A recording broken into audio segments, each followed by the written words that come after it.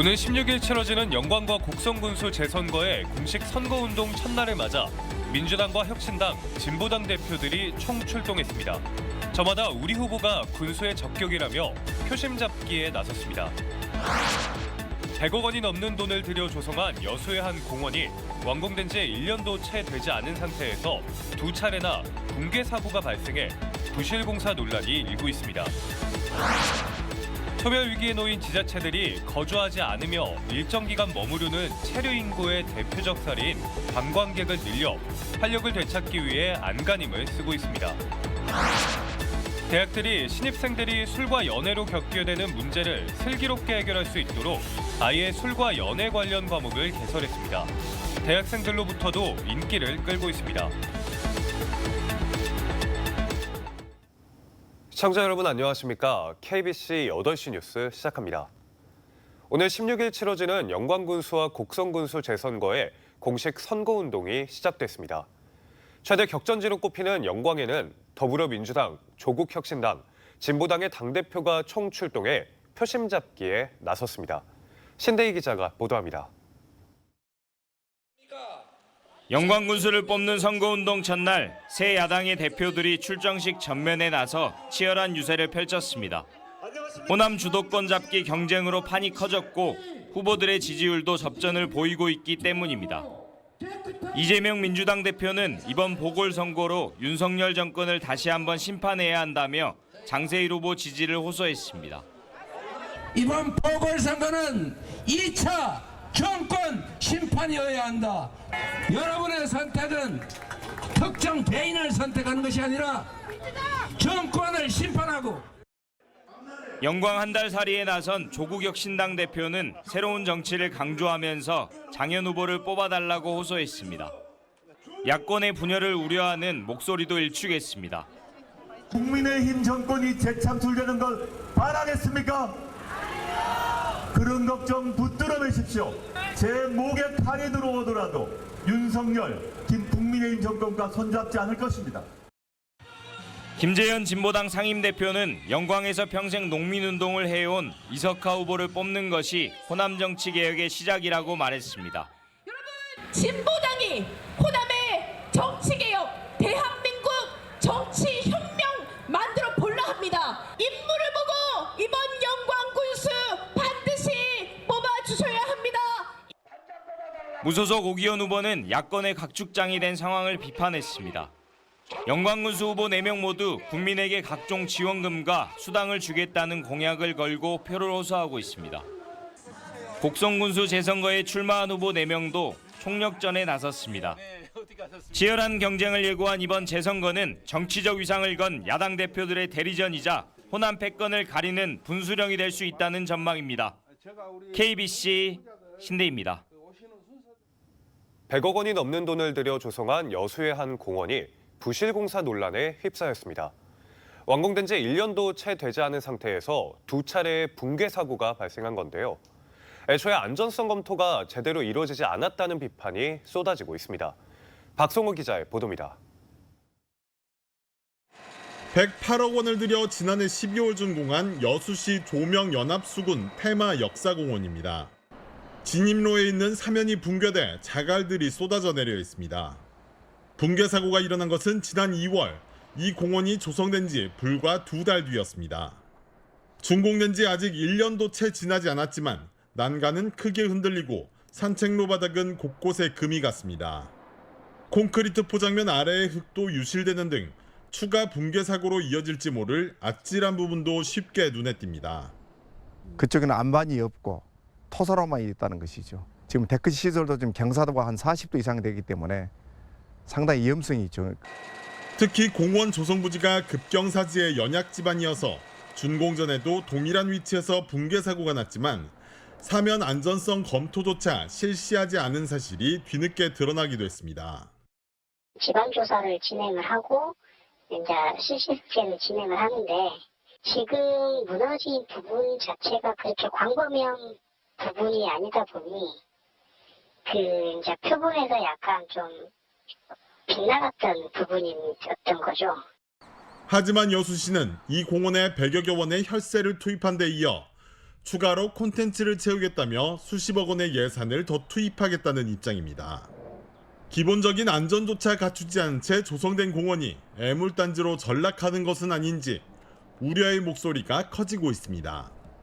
KBC 박송호입니다. 문화 소외계층과 소외지역을 위한 찾아가는 영화관 사업에 광주시가 5년 동안 단 한 건도 신청하지 않은 것으로 나타났습니다. 더불어민주당 민영배 의원이 한국영상자료원 자료를 분석한 결과 지난 2020년부터 올해 8월까지 찾아가는 영화관 사업에 신청한 건수가 전국 17개 광역자치단체 중 유일하게 광주시만 단 한 건도 없었다고 지적했습니다. 같은 기간 가장 많이 신청한 지역은 강원도로 157회, 그 다음으로 경기도 129회, 전북 75회였습니다. 예산은 지난 2020년 2억 9,200만 원에서 올해는 13억 원으로 증가했습니다. 소멸위기에 놓인 지자체들이 체류 인구를 늘려 활력을 되찾기 위해 안간힘을 쓰고 있습니다. 체류 인구는 거주하지 않아도 일정 시간 머무는 관광객 등을 일컫는 말인데요. 이런 체류 인구를 늘리기 위한 노력이 전남 곳곳에서 이어지고 있습니다. 이상원 기자의 보도입니다. 1,200여 명의 선수와 자원봉사자들이 참가한 철인 3종 경기 아이언맨 코리아가 지난달 구례에서 열렸습니다. 인구 2만 명의 작은 지자체에 1,000명이 넘는 참가자들이 몰리면서 지역 경제가 들썩였습니다. 그때 오늘 대나무숲도 갔다 와봤는데 운동도 그렇고 산책도 그렇고 운동하는 사람들한테는 정말 좋은 공간입니다. 구례는 전남에서 주민등록상 인구가 가장 적지만 체류 인구는 등록 인구의 18.4배로 전국에서 비율이 가장 높습니다. 체류 인구란 관광 등을 이유로 하루 3시간 이상 지역에 머무는 인구를 말하며 지역 경제에 긍정적인 영향을 주고 있습니다. 구례는 체류 인구 증가로 경제가 활성화되면서 지난해에는 전입 인구가 늘어나는 성과를 거두기도 했습니다. 생활인도 같이 늘어날 것이고 또 일자리가 생길 것이고 경제적으로 윤택해지고 그러면 인구가 소멸지역에서 벗어나는 것이죠. 이게 저희가 인구 소멸을 벗어나기 위한 하나의 모델이라고 봅니다.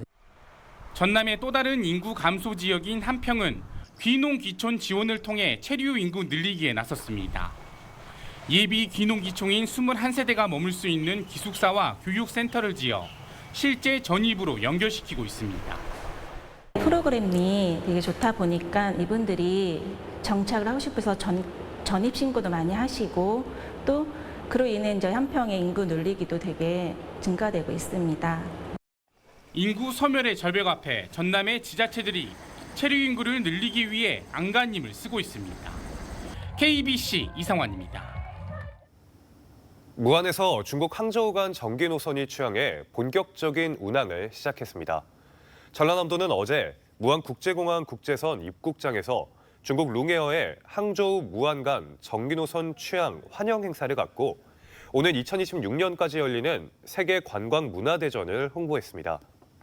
무안 항저우 전기 노선은 매주 수요일과 일요일 총 2회 운항합니다. 대학에 입학하는 신입생들의 경우 술과 연애를 시작하는 경우가 많습니다. 그런데 데이트를 하거나 술을 마시는 과정에서 여러 가지 문제들이 발생하곤 하는데요. 대학들이 이와 관련된 강의를 개설해 대학생들이 스스로 경계하도록 하고 있습니다. 이색 강의 현장에 고영민 기자가 다녀왔습니다. 누룩과 고두밥을 체에 내려 힘껏 누릅니다. 정성스레 채를 짜내자 맑은 막걸리가 뚝뚝 떨어집니다. 교양 수업 예술가가 사랑한 음료로 학생들이 직접 음료를 만들어 마십니다. 예술가만 배우지도 않고 술만 배우지도 않고 예술가와 술이라는 그 교집합을 배우고 또 그 압생트와 같이 잘 접하기 어려운 술을 화가 반고흐가 즐겨 마신 압생트, 소설가 해밍웨이가 사랑한 와인 등 예술가와 음료관에 얽힌 역사와 문화를 탐구하기도 합니다. 학생들은 단순히 술을 마시고 취하는 데 그치지 않고 술에 담긴 이야기를 다시 한번 곱씹으며 건전한 음주 문화를 체득합니다. 양주나 와인, 위스키 같은 술은 아무래도 접하기가 쉽지 않은 나이다 보니까 이 기회를 통해서 그 술에 대해서 배우고 이제 알고 먹게 되면 더 배우는 것도 있고 느끼는 점도 달라지니까. 학생들의 열띤 토론이 시작됩니다. 토론 주제는 연애 가치관. 동거부터 이상형, 관심사까지 연애에 대한 솔직한 대화가 오고 갑니다. 데이트 실습까지 이루어지고 실제 커플로 이어지기까지 해 수강 신청이 쉽지 않은 과목입니다. 데이트 과제한다는 것 자체가 일단 굉장히 신기하고, 그다음에 만약에 하게 된다면은 좀 저랑 잘 맞는 사람과 했으면은 더 좋지 않을까. 이 수업은 단순히 낭만적인 연애만을 쫓지 않고 남녀의 건강한 관계를 모색합니다. 가스라이팅, 데이트 폭력 등 연인 간에 발생하는 사회적 문제도 함께 고민합니다. 학생들이 어떻게 다른 사람들을 만나고 어떤 이야기를 해야 될까? 나는 어떻게 친구를 사귀어야 할까? 이런 것들을 같이 고민하고 또 배울 수 있는 그런 시간이 됩니다. 데이트 폭력, 술로 인한 각종 사건 사고 등이 잇따르는 가운데 대학들이 이색 강의를 통해 학생들 스스로 자성하고 경계하도록 돕고 있습니다. KBC 고영민입니다. 한중일의 공연 예술을 한자리에서 만날 수 있는 축제가 내일 광주에서 열립니다. 국립아시아문화전당재단은 내일부터 다음 달 9일까지 개최되는 제28회 베세토 페스티벌에서 한국과 중국, 일본의 공연을 2편씩 모두 6개 작품을 선보인다고 밝혔습니다. 베세토 페스티벌의 베세토는 한중일 3개 나라의 수도인 베이징과 서울, 도쿄를 합쳐 만든 명칭입니다. 이 페스티벌은 아시아 문화를 주도해온 세계국 연극인들의 교류를 통해 공연 예술의 창작 정신을 높이기 위해 지난 1994년부터 세계국을 순회하며 열리고 있습니다. 광양 린츠시 국제 미디어 아트 교류전이 광양에서 개최됐습니다. 광양시와 오스트리아 린츠시는 두 도시의 공통점인 쇠와 불을 주제로 한 미디어 아트 퍼포먼스를 광양예술창고와 예담창고 등 시내 곳곳에서 오는 10일까지 진행합니다. 두 도시는 지난해 9월 미디어 아트 교류 협약을 맺고 첫 번째 행사로 빛으로부터 8637을 주제로 행사를 펼치고 있습니다. 개천절인 오늘 광주와 전남에 가을비가 내리면서 평년보다 쌀쌀한 날씨를 보였습니다. 내일 광주와 전남의 아침 최저기온은 9도에서 15도, 낮 최고기온은 24도에서 27도로 일교차가 큰 날씨를 보이겠습니다. 모레까지 일교차가 15도 안팎으로 벌어질 것으로 예보됐습니다. 기상청은 내일 새벽부터 아침 사이에 가시거리 200m 미만의 짙은 안개가 끼는 곳이 있겠다며 주의를 당부했습니다. 광주 북구의 위상을 되찾기 위해 담양군과의 행정통합을 추진하자는 포럼이 결성됐습니다. 담양 광주통합 북구발전포럼은 오늘 출범식을 갖고 광주광역시의 서진 현상으로 광주 북구가 상대적인 소외감에 빠져 있다며 북구의 옛 명성과 위상을 살리기 위해 인근 담양군과의 행정통합 추진에 나서기로 했다고 밝혔습니다.